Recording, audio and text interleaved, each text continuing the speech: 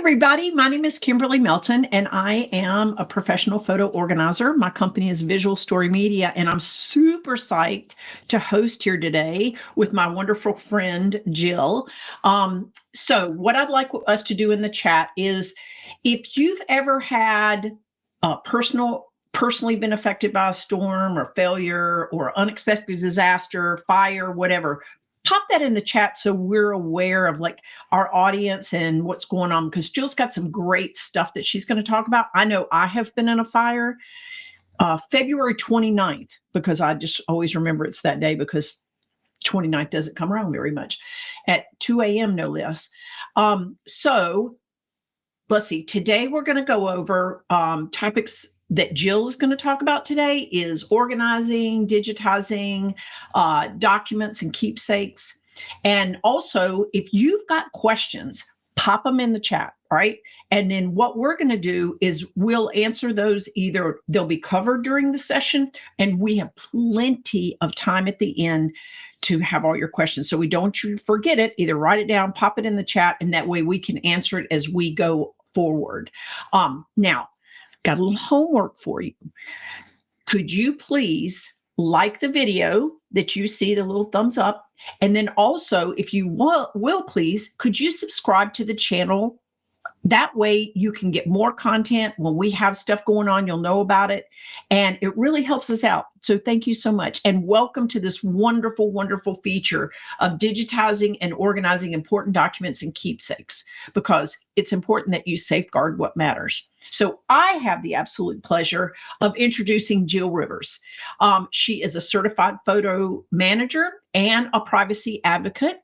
She has extensive career teaching in elementary schools all over the world. It was so cool. I got her to tell me all about it. She would pick a school at a country and go work there for a little while, which is really cool.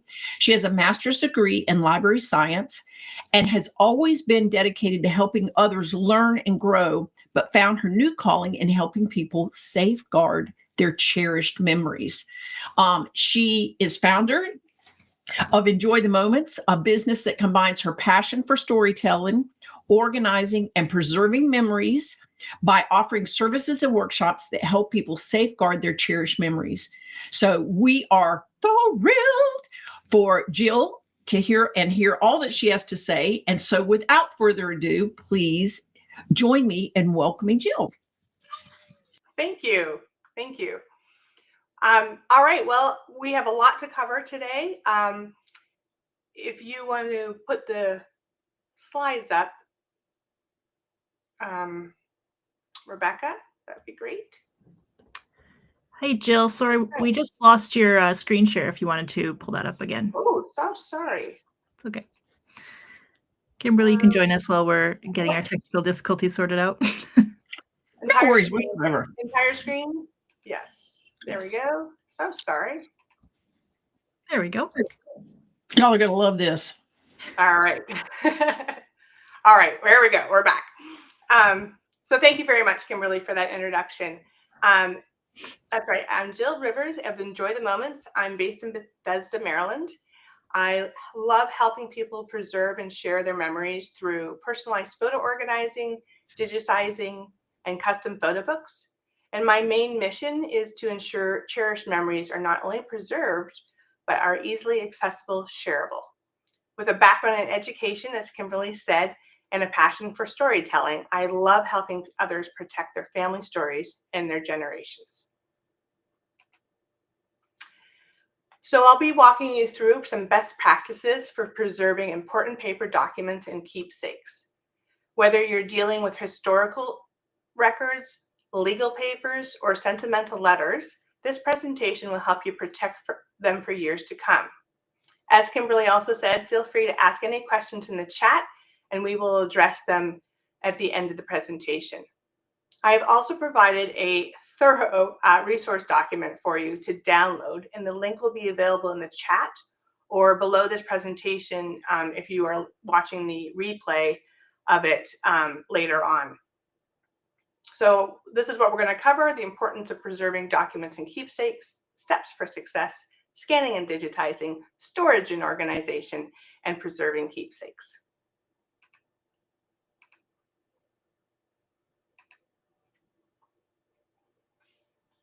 So why digitize? As you know, physical documents and keepsakes are at risk of natural disasters, aging, and accidental loss. Digital copies ensure preservation, easy access, and sharing while maintaining readability and preventing damage. Additionally, paper does deteriorate over time due to light, humidity, and poor storage.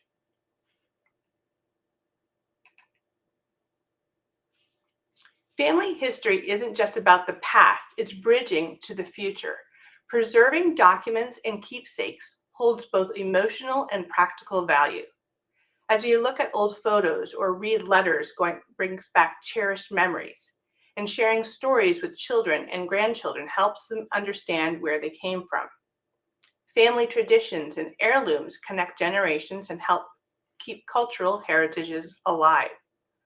For example, I inherited a box of my grandfather's letters from World War II.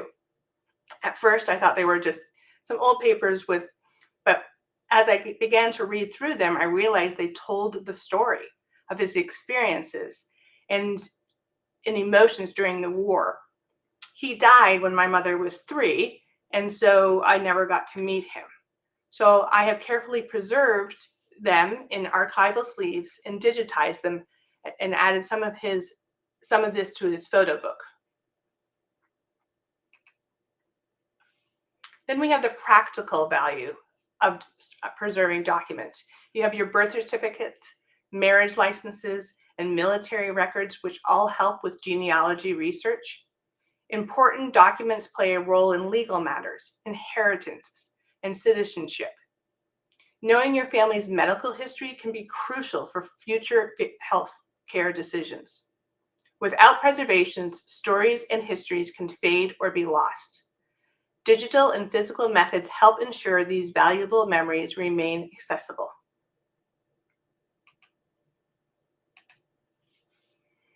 So what can be digitized? Nearly everything can be digitized these days with the right tools and approach. Once you have them scanned and digitized, you need to organize these documents based on the importance and how often you need them. Keep your critical and frequently used ones easily accessible. Storing or archiving less important or rarely used ones. And some documents, like your passport or your ID, still require a physical document, but having a digital backup is always helpful.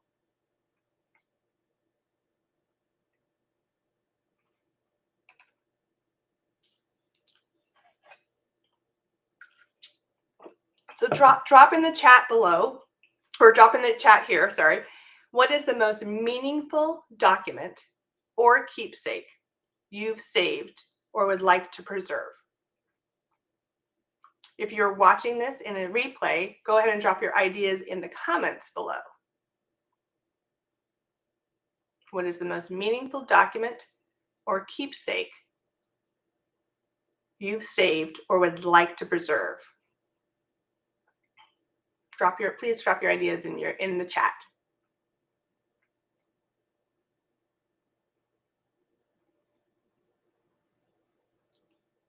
Do you have any ideas?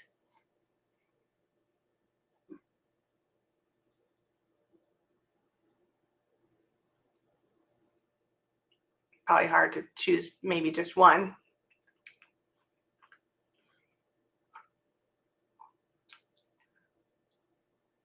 Well, I don't see anything coming here. Oh, a World War II duffel bag.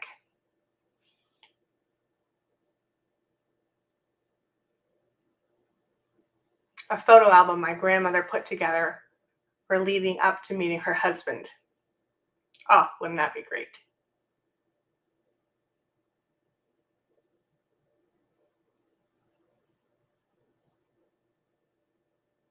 Pictures with your aunt. Oh, with Amelia Earhart. Wow, yeah. Newspaper articles. His grandfather's ship sank in World War I. We're going to be talking about newspaper articles later on as well. These are all fantastic ideas. Keep them coming. I'm just going to continue on though. Family letters, photo albums, great. Those are all fantastic ideas, and I hope that this presentation will help you get started on those and preserving those keepsakes. While photos capture faces and moments, a person's voice carries their personality, warmth, and emotions in a way that photos cannot. Whether it's a voicemail, a casual conversation, a grandparent telling a story, or a child's laughter, these recordings become priceless over time. Creating and preserving voice memos, interviews, or even pairing them with photos in a digital album or video montage can be deeply meaningful way to keep memories alive. You know, and with our smartphones these days, we are taking more and more videos, but keeping those voices are also a really good idea. My father passed away during COVID while I was living on the other side of the world in Singapore. We used to communicate through an app called Marco Polo, and I'm so thankful I have these recordings and videos stored forever on my devices so I can always hear his voice.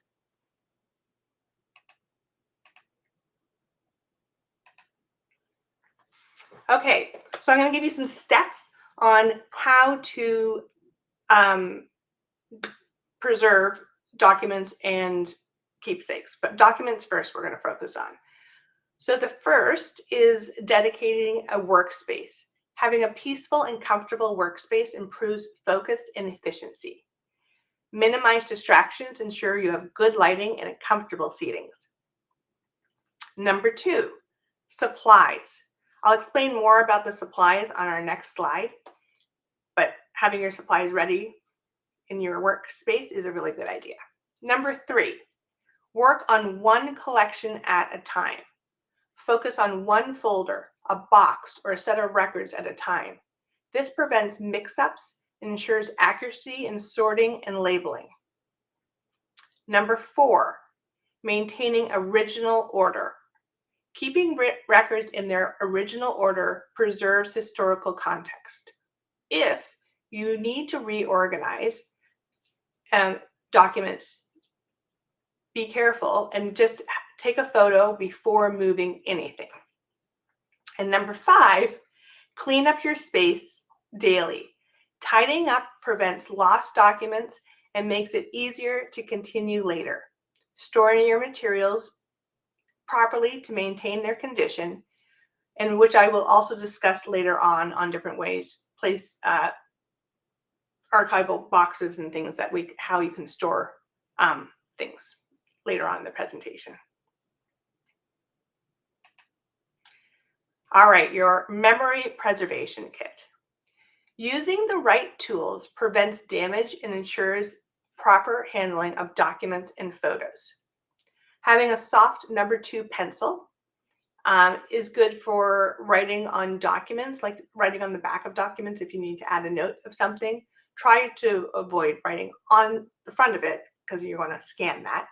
And try avoiding writing on photos whenever possible, front or back. Archival pens.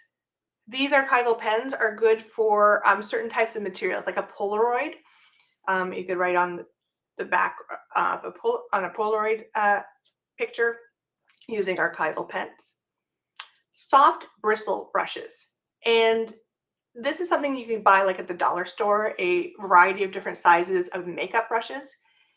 They are soft, bristled, and they come in a variety of sizes. And these are really great for cleaning dust off of items. Make sure you never use anything that has a liquid or a chemical when you're cleaning. They're cleaning things off. There are little air brushes that you can use, but never liquid or chemical. A micro spatula. Micro spatula is either this one here or this one here. And this is really good for removing staples. Don't use those clawed staple removers as they rip the paper. You can use the spatula tool to remove the staple by opening up the wings in the back. And you can also use it to separate stuck pages. Gloves. Either white cotton gloves or nitrile gloves are great to use when handling photographs in some documents. It is recommended to use bare hands actually when handling old papers, as it helps you use your tactile senses. So sometimes if you're wearing gloves, you can't really feel how delicate or fragile or the weight of the paper. But if you're using bare hands, then you can really feel how fragile it is, and that will could help you not uh, handle it unsafely. And then the last one is a face mask, which we all have, to help prevent inhaling dust and mold. So having your preservation kit ready for when you are organizing, these are great tools. Preserving and cleaning old documents. So flattening documents is really important. Repeated folding and unfolding weakens paper fibers. Over time, this can lead to tearing and damaging your documents. So flattening your documents make it easier for you to scan, store, and share with family. Again, just the old-fashioned way of putting lightweight books around the corners of your papers to get them to lay flat. Again, the grandfather that passed away in World War II, I found a lot of letters from him, and they were all in envelopes. So I've taken them out of the envelopes, I've opened them up, I've kept the envelopes because the envelopes actually give me a lot of data about, you can see what the date was when the date, with the date stamp, and you have the envelope, or I mean, you have the stamp on the top of the envelope. And so it also gives me some historical clues to when this was sent. Now, if you have documents that are in tubes, unroll these slowly. You don't want them to crack. If you feel that they are going to crack, you're going to have to make a homemade humidifier, and the instructions on how to make that is in the resource guide that I'm providing for you. Again, cleaning your documents. You want to clean the dust and dirt and grime off your documents before you scan them, not only to get it a pretty clear scan, but you off for your document, but also you don't want the whatever maybe things that you can't see to scratch the glass of your flatbed scanner. So proper cleaning helps prevent long-term damage and extends the life of documents. And again, this is where your soft bristle brushes come in handy. You just gently sweep off the surface. And then also you can use it if you have books. So some people are talking about old books that they have. Well, if you open up the books, a lot of them have dust and grime in the inside of in between the pages or in the spine. And using this brush will help get those off. Even if you're maybe not scanning them, just getting that dust out of that to help preserve the book itself is advised. Again, using your micro spatula to remove hazards, metal fasteners, paper clips, staples, pins, all made of metal, all can rust over time. And this also permanently stains papers and weakens papers. Again, avoid those claw staple removers to get the staples out. And rubber bands. I don't know how many people have seen this before, but rubber bands, after a while, they also deteriorate. They stick to documents. So don't try to get those off. And if you do find that you have them stuck to your documents, you could use a photo, or if you scan it, you could use a photo program to remove it. But once you have those things, don't use them. Get them off of your documents and don't put them back on again.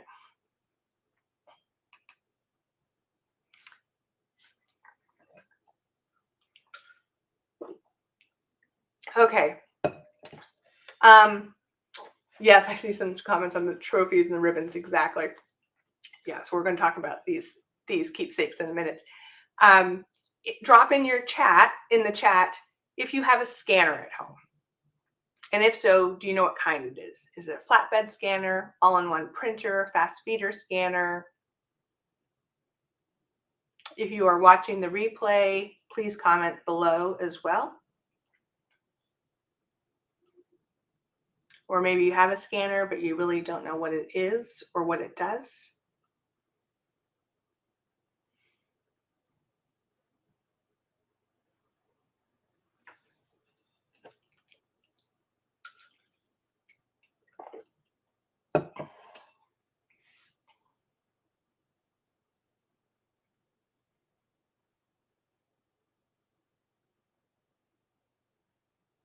Great, we have a lot of people who have scanners at home. And a lot of flatbed scanners, which is really good for old documents.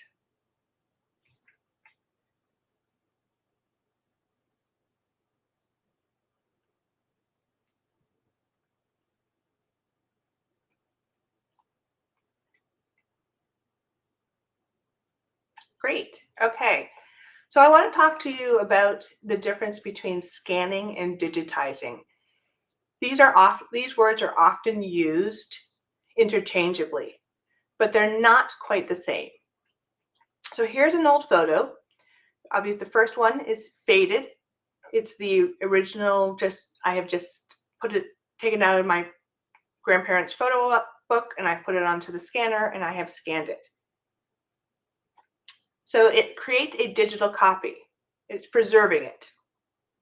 But to go a little further, I'm going to digitize it. This is restoring the color. It improves the clarity. And then I'll add details of like who's in the photo, when the photo was taken. I'll change the capture date of it. I'll change the file name, and all of that is what we call digitizing. So again, we often use scanning and digitizing as synonyms, but they really are a little different. So think about it is that scanning preserves the photo and digitizing preserves the story.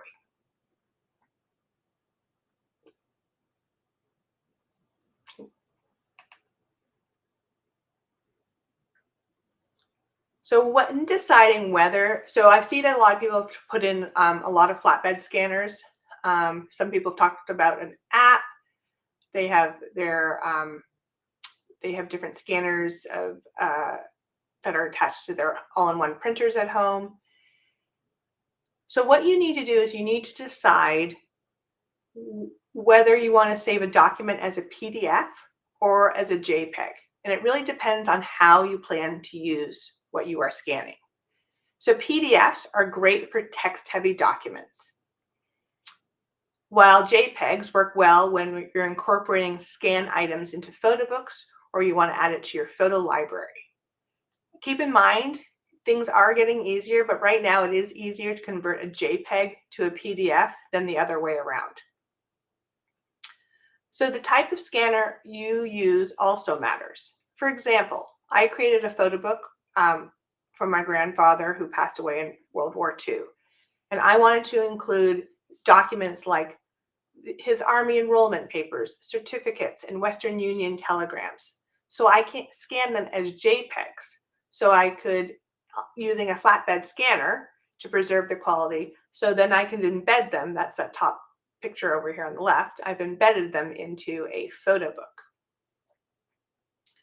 So you have to think about what you have and what is the best scanner for what you are scanning. For best results, we recommend scanning at a 600 DPI for high quality images. So flatbed scanners offer the best quality, but mobile apps provide convenience. I use Adobe Scan as an app. So when I need to upload a tax paper or a medical bill or email it to somebody, I just get my phone, open up the app, scans it. It will scan either a PDF or a JPEG. I have a choice. It's free, and it turns your mobile device into a scanner with an automatic text recognition, OCR, which helps you search for words to find them. Again, different scanners, different for different purposes.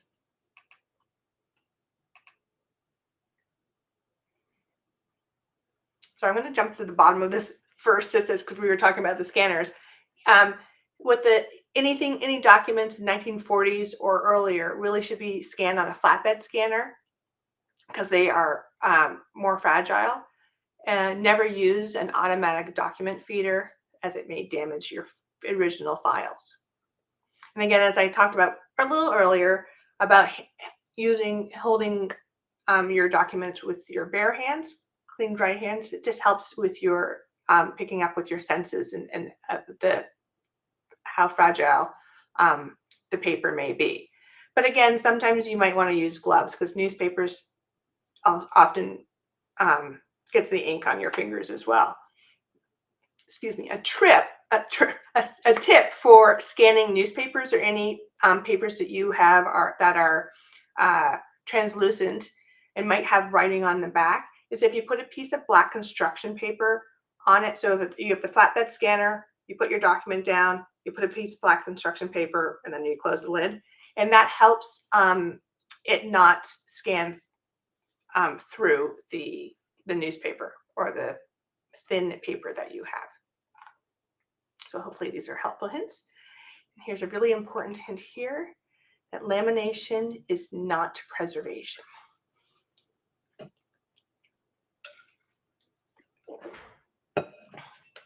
These on the left, these pictures are from my collection. And they are deteriorating in that lamination, but there's nothing I can do about it. So please don't laminate your documents. Organizing genealogy records and preserving historical documents requires discipline and structure. With the right workspace, tools, and habits, anyone can effectively safeguard their family history. Start small, organize one collection at a time, and make the process more manageable and rewarding.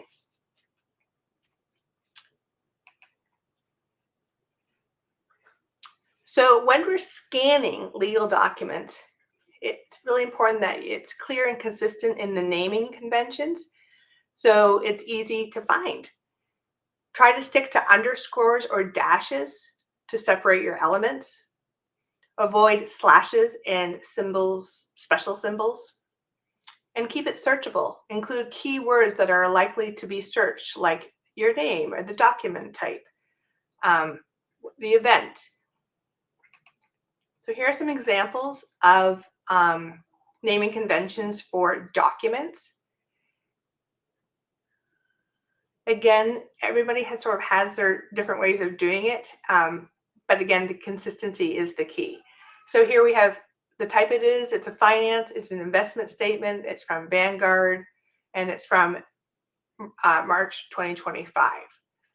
This one, it's a birth certificate, Lee, 1978, April 10th, 1978, with the year first.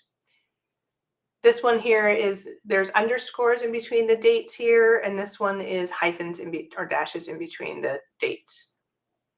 You just have to be consistent to what you are doing. I'm just going to throw in some photographs naming conventions as well. Again, with photographs, we do the year first, then the month, and then the day, or just the month if you don't know what the day is. Again, you can have underscores, or you can have dashes in between, or you can have some spaces in between as well. But put information in here that it is recognizable. And then sequence numbers if there's more than one from each category. But again, consistency is the key here.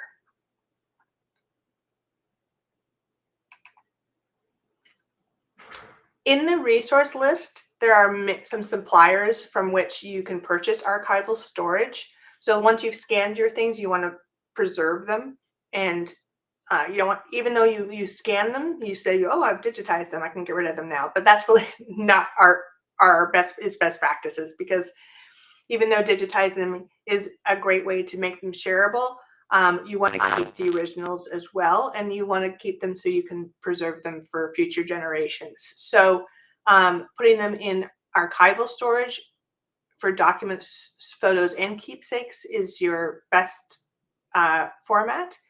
The most important thing for getting a container, a box, is that it is acid-free and lignin-free.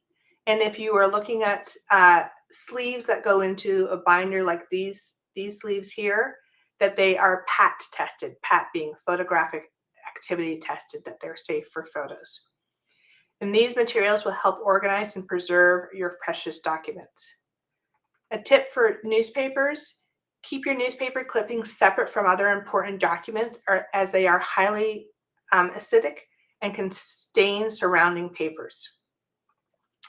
And I'm sure you've heard this from other photo managers as well. Avoid storing your documents and photos in attics, basements, or garages due to temperature and humidity fluctuations.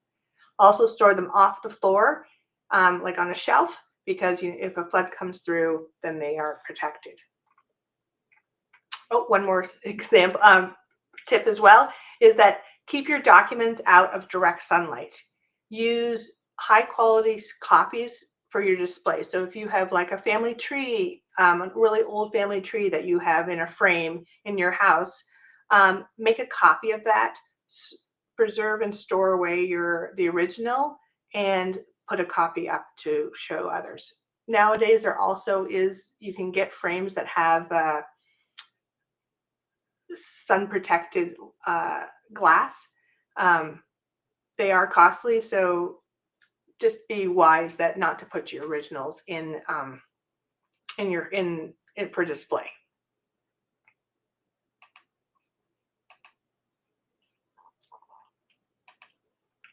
And again, if you've watched other of the presentations this week, you will have probably heard other photo managers discuss 3-2-1 backup plan. So once you've gone through and you've digitized and documented your keepsakes, you want a good backup plan. So the 3-2-1 backup strategy means that you have a total of 3 copies of your documents and photos, 2 of which are local or at home, but on 2 different devices, such as one on an external hard drive, one on your computer. And the third one is a copy that's kept off-site, preferably in a paid cloud service. Most photo managers, we use either Backblaze or Carbonite. Again, I've put these links to these programs in the resource as well. So if we look at the people in LA who didn't have a chance to retrieve their belongings and they lost their computers and all their hard drives, if they had backed up their data to an off-site paid cloud service like Backblaze or Carbonite, then they would be able to down all of those files. These files are automatically backed up. I don't have to like push a button or anything. And it's not just what's on my computers. It's everything, any external hard drives that are attached to my computers, anything on my desktop, in my computer. It's always constantly being backed up. I tell you, Backblaze has saved me a few times as well. Sorry, I know this is a long presentation, but I just have a few more slides on memorabilia and keepsakes. So again, we often use the word memorabilia and keepsakes interchangeably, but technically there is a slight difference.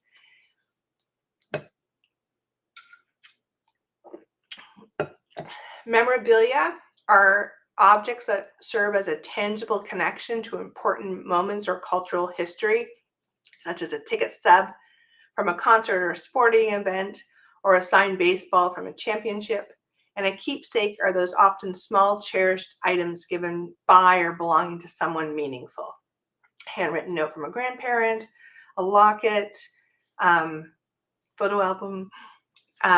So again, I will use these sort of interchangeably, but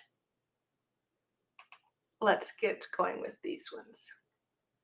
So managing your memorabilia and keepsakes. Cherished memories don't require holding on to every item. By documenting stories, sharing the history behind the heirlooms, and capturing meaningful moments through photos, you can preserve what truly matters while letting go of excess in a thoughtful and an intentional way.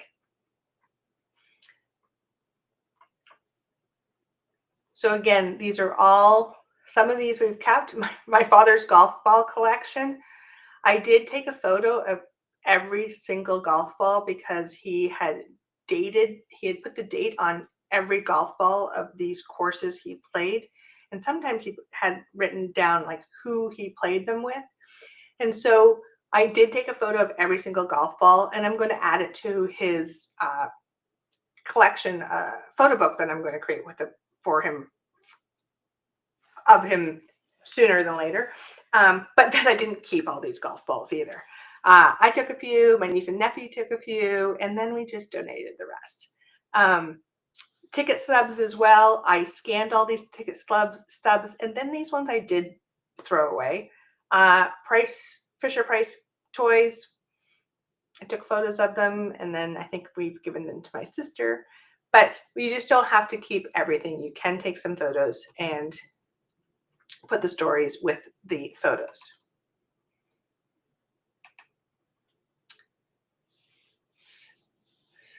So downsizing and honoring the memorabilia. Preserving memories is about intentional curation rather than accumulation. By photographing and digitizing keepsakes, selecting meaningful items to display or repurpose. A lot of people take old t-shirts, kids' sports t-shirts, and make them into a quilt. So that's a good way to repurpose something. And letting go of what no longer brings joy creates space while keeping your memories alive. So sharing stories with loved ones and properly storing cherished items will ensure they remain valued and appreciated. So there are 5 questions you can sort of ask yourself as you're going through your memorabilia to see if you want to keep it or what you want to do with it. Number 1, why am I doing this? What's assessing this motivation? Is it because you're downsizing, making space, sharing memories, or feeling overwhelmed? Think about why you're doing this. Number 2, what is my goal? Define your purpose. Create a family legacy, display items, simplify your home, or maybe you're preparing for a move. Number 3, why am I keeping this? Keep items you love, use, or want to share, not out of guilt or fear of forgetting. Consider whether the item holds a real sentimental value or is just taking up space. Number 4, what will others do with my memorabilia when I die? Make decisions now to avoid leaving the burden to loved ones. Document the meaning behind the important items so they aren't discarded unknowingly. And number 5, do I need help? Sorting can be emotional and overwhelming. Enlist family, friends, and professionals to assist in this process. Be mindful of what you keep and why. If you don't manage your memorabilia, someone else will have to do it later. So once you decide what you want to keep, we want to have a story that goes along with it. Why are we keeping this? Why is it important to you? So this is where technology can come into play. Now, it is, there are a lot of apps out there that, and as technology continues to grow, that you can take a photo of something and you record, or you could do that on your Notes app, you could do it in Photos, but it gets a little overwhelming because there are so many choices. These 4 are great apps. Memento, all of these are both for iOS and Android. You can attach a voice recording to the photos for storytelling. StoryCorps, this gives you guided prompts for personal story preservation. Narrate app, it adds voice to narration slideshows and images. And then there's Artifacts, which is created by a fellow photo manager. And Artifacts simplifies saving stories with photos and is user-friendly for all ages. So finding the best one works for you, but I'm just giving you some options as well. A keepsake without a story is just an object, but with a story, it becomes a treasure. Thank you very much. Thank you for your time today. I hope I've shared some valuable ideas and techniques to help you preserve your documents and keepsakes for protection, easy access, and keeping your stories alive. My business, Enjoy the Moments, is named to honor my dad, who always ended his letters and messages with those 3 meaningful words. You can find me online with Enjoy the Photo Moments. That's my website and social media. Thank you again for attending, and wondering if there's any questions. Wow. Thank you so much, Jill. That was fabulous. I got a lot of good ideas, and I'm sure the people out there did. So let's pop up the questions that we've had, Rebecca, and then we'll answer those. So the question is, what is the best free resource to eliminate duplicate photos, videos, and documents, or at least duplicating photos, please? And so we'll want that, especially for photos digitally as well as physical. So in your to eliminate your physical photos, you might just have to go through them physically to go through those, because you don't really want to scan all of them and then find there's so many duplicates.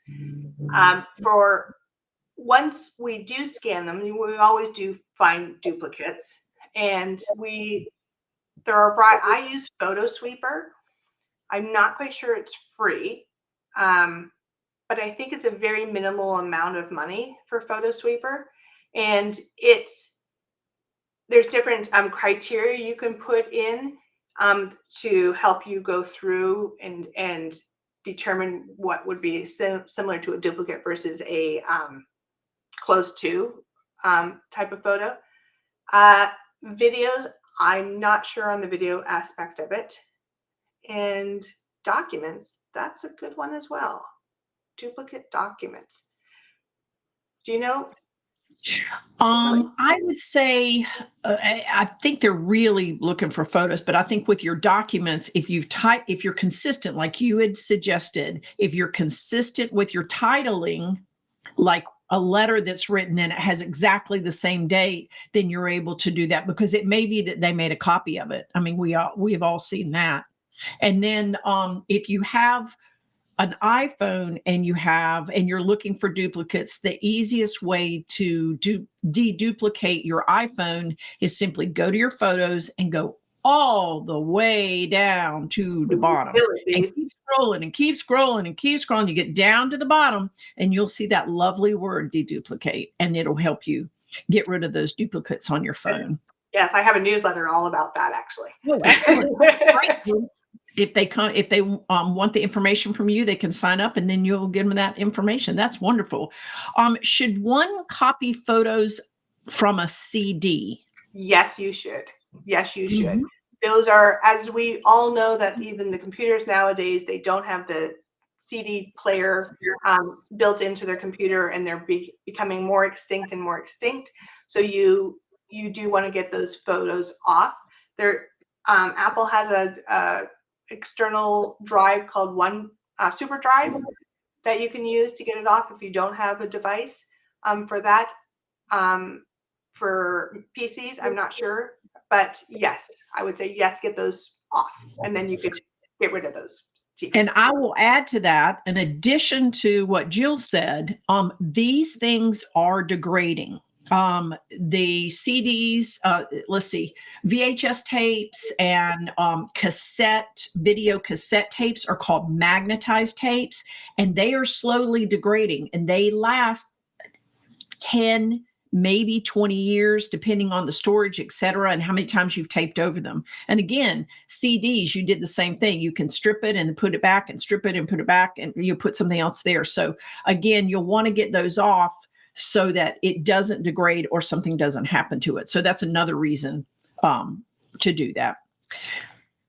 Let's see. Okay. How do you digitize 3D objects? That's a great question. It is. And really it's you just need to take your smartphone and take a photo of it. Again, if it has multiple sides to it, then you could just snap your photo sort of on the different sides. I often also snap what's on the bottom because it gives you a lot of information on the bottom, and just do it in sequential order. Don't take a picture of the sunset in between, so at least they're all lined up. And that's your best way. And Excellent. I you can totally still add, agree on that. you can still add metadata and information, so those are findable and searchable as well. Right. And I would recommend, though, in addition to what Jill said, that you put something behind it that's plain. And it depends on the product that would, but you don't want that sitting there on a plaid background. You want nice, simple background. So what you're looking at is really what you see.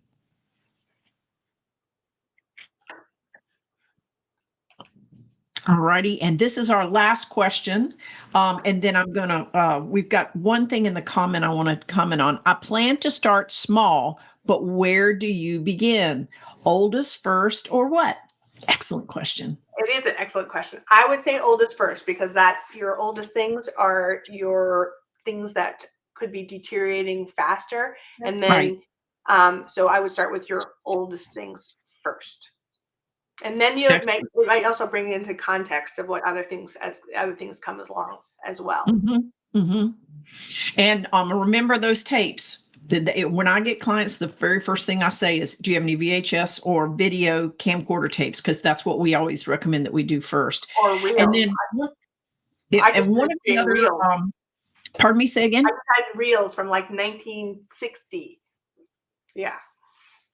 Absolutely. Get those old ones done first. One of the other comments was, I have a difficult time trusting any app, including the cloud, because they could be eliminated, sold, etc. And if it's on my computer, I'm in charge. And you know what? That is true to a point. But if the company itself, like Apple, for instance, their name is everything. And so what we believe, and Jill's talked about this, is a 3-2-1 backup system. So you have copies, or you own them on your computer, an external hard drive, and then back it up. So if something happens to it, then you have access to it. So I think that was a real important question and a great one, especially with the situation with 23andMe and that happening right now, and your data and that being protected appropriately. I think I want to also just comment on that one as well, is that if you there's been, of course, I can't think of one of them off the top of my head, but there has been like companies that say they're going to, like cloud services, that they're going to save your things that were free, and then things happen and they've gone out of business. So yeah, the 3-2-1 really works, and Backblaze has Backblaze is fabulous. I love it. And the reason why I like it is because you don't have to do anything. It just does it for you, and you don't have to think. I got enough stuff to think about, right? Exactly. For sure. Well, listen, we are super excited that y'all were here. We'd like to also do a shout out to Artifacts, who provided this program for us and helped us do this. And I'm going to read them because they've got some great stuff. Got stuff? We all do. From saving memories as you declutter to preserving the value of your things, Artifacts offers a digital way to organize and capture the meaning behind the object you collect, accumulate, and inherit in your life. And let me tell you, I kept thinking, Jill, about your golf ball scenario with Artifacts, because who wants to keep that many golf balls? I mean, really, the point is that you have access to them. Not that you have them, but you have access to them. And your wonderful example of taking photographs of all the golf balls, but then giving them away to the family that wants that, and then you're able to get rid of them. That's Artifacts, and that is a really cool thing to do. I love that. Thank you. All righty. So remember to, if you're watching this later, you've got the information from Jill below. Please, again, remember to give us a thumbs up or to like us and to subscribe to our channel. And Jill will be popping back in, even though that you may be watching this on video, she'll be able to answer your questions later on too. So you can put that down in there. I think that's it. And if there's any questions that you come up with that we haven't addressed, do what we do, which is Google it. Just put in, I can't figure out how to, or I need to understand. And I promise that most of the time that works. So thanks y'all so much for coming. And we've got another wonderful program tomorrow. So I hope you've enjoyed it. And if you've missed it, remember to go back because we've got some earlier from this week, right? All right. Thanks so much, guys. We really appreciate it.